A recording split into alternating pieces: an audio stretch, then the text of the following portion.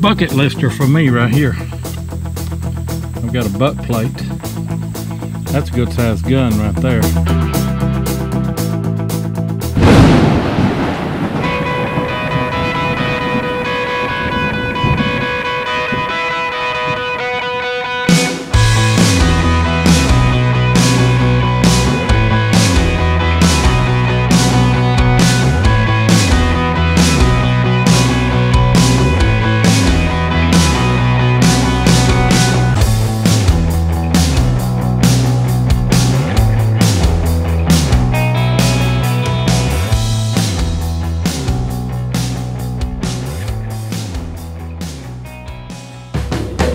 Man, it's been a rough one, hasn't it? It's been hot. I am so ready for fall to come, I'll tell you. But we had a fairly good hunt, didn't we? Yeah, we did. We dug a lot of junk. A lot of junk, but you got a bucket lister. I did. I got a butt plate for something. Yeah, we hadn't figured it out. It's not a yet. Springfield rifle because the landowner's got an old Springfield and he took it in the house, and show you here in a minute, and you'll be able to look at that. I don't know how many of the triangle sickle bar sections that I dug. I say, this is no kidding, probably between me and him both, probably maybe 120. And of course I've dug several of them before you got here. There was a ton of them, but same signal turned out to be a butt plate. Now that's a lesson to anybody, isn't it? Yep. I know my first large sand I dug, there's no telling how many Charlies that I dug, you know, until I finally got that large sand. You got to dig the trash. You do. Or you're not going to get the stuff. Got an old debuckle out of iron. Looks to me like it's been in a fire, but we think that this old cabin burnt right here. That's my first signal. I got a thimble here that has got some markings on it. On that side, I can't tell. It's got something on the other side. I don't know if that's been broke and just bent back or what. Anyway, that's a good find. We're using these little snake coils. Let's see what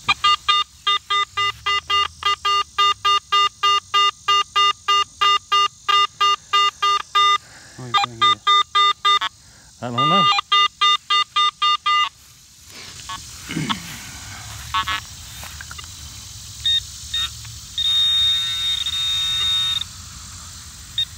Oh, brass.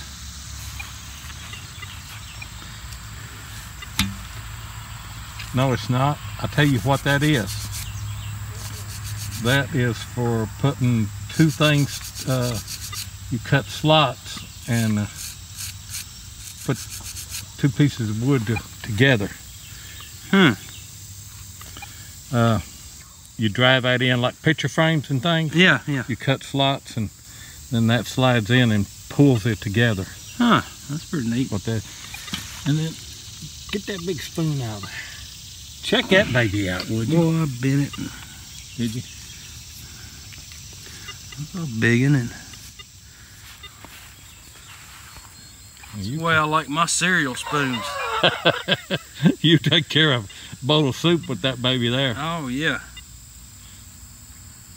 It's probably got some markings on it. But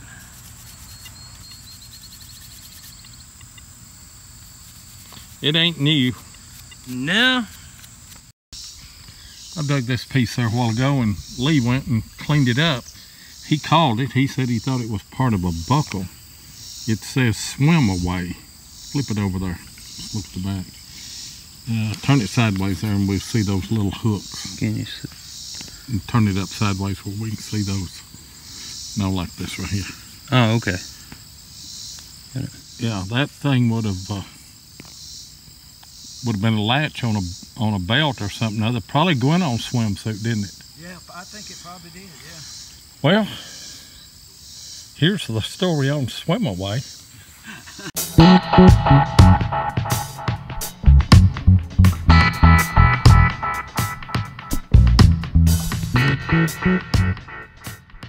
This swim-away buckle I found dates to the late 1930s, early 1940s. Swimsuit fashion at this time was beginning a dramatic transformation. In fact, in 1922, if a woman wore a bathing suit that was too short, she could receive a warrant from the police. They even had bathing suit patrolmen who would measure to see if a bathing suit was of the proper length standard. Bathing suits back then could be no more than 6 inches above the knees, and men had strict laws to follow as well. They were not allowed to go to the beach or pool without wearing a shirt in Atlantic City, New Jersey, and other locations. The reason for this law is because they didn't want it to look as if there were gorillas on our beaches, it was said.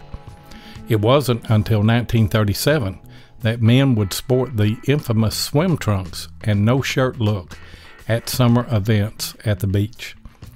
In 1946, a man named Louis Reard designed the world's first bikini, but it wasn't until the 1960s that they began to gain popularity. Reed once said, "A bikini could only be called a bikini if it could be pulled through a wedding ring."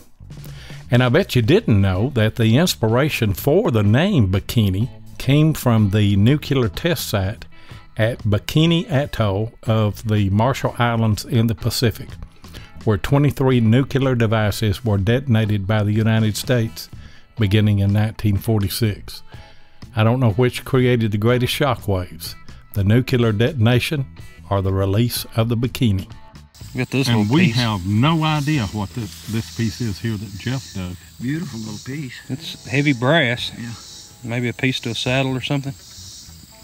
It's flat right here, and then those look like maybe latches where that would have come down on something other and then that latched in behind. Yeah, they went through leather and then folded over. You would think it would be leather instead of wood. Yeah. You know, no way to do that in wood. Right. I don't know what that would have been though. But I'll take it. Another mystery.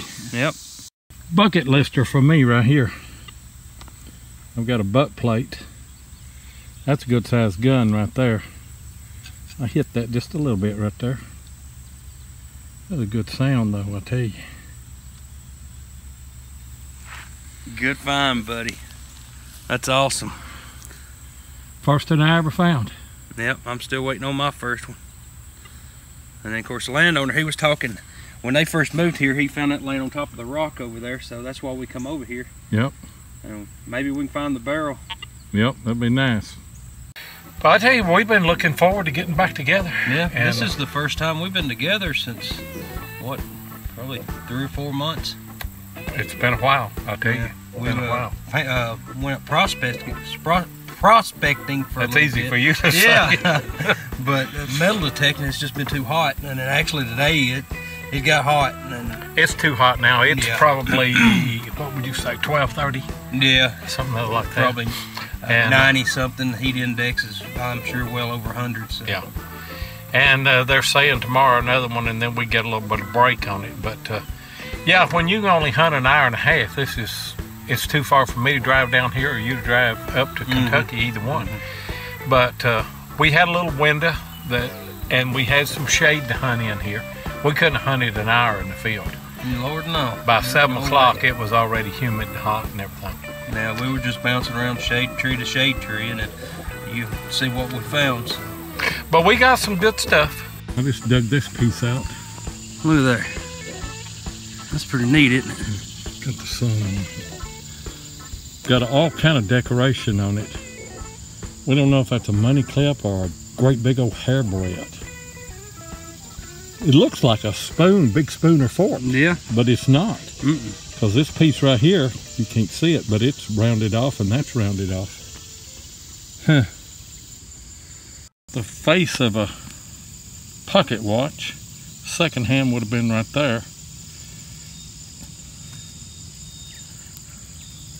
Get rid of that clover. Jeff found another piece of the pocket watch. I found the face of it. That's the guts inside there. Yeah. Impossible to tell how old those are unless you get a name or something though. Yeah. It's a relic though. It sure is. I'll take it. I dug this piece, Junior Ranger. Got an eagle, you can see the wings up here at the top, stars all the way around. The pin would have went across right there. I will do some research on that and we'll get the history behind the Junior Ranger tag. Pretty sure that this one here is off of horse tack. It's brass. Probably off a bridle or a saddle. I'll take it though. Hold him down now. I don't know which way it goes. It's just a... I don't either. Turn him over and let's see what it looks like on the other side. Yeah, I think that's the back. Yeah. I don't know what that would be. It's decorative though. Yeah. Hope it's some kind of hat pin. Jeff said he's got money over here. He thinks. What it looks like, I don't know. Pretty crusty. Where's it at? In the clod? Yeah. I'll let you do the honors.